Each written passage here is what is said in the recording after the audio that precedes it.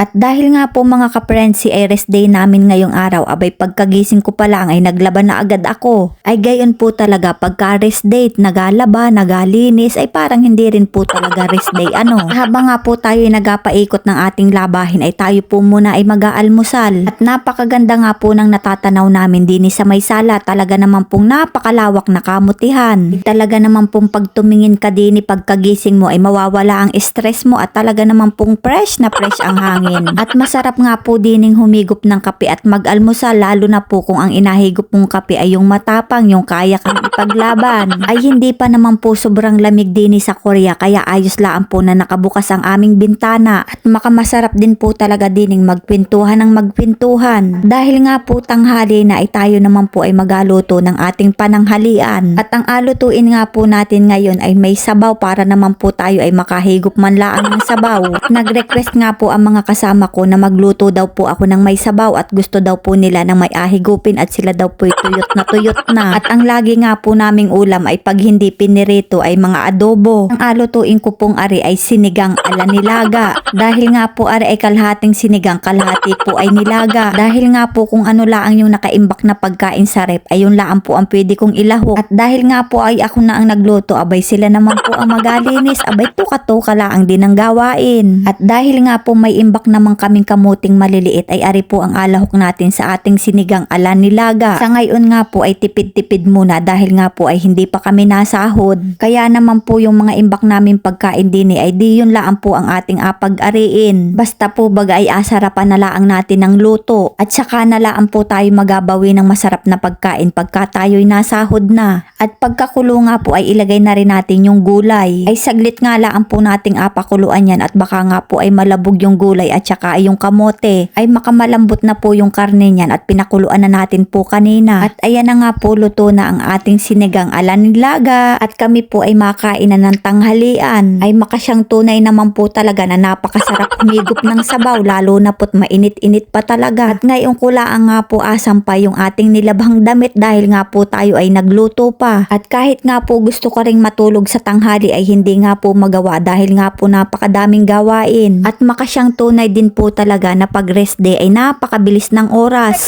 Baka to yung pagduyan mo. Sampayog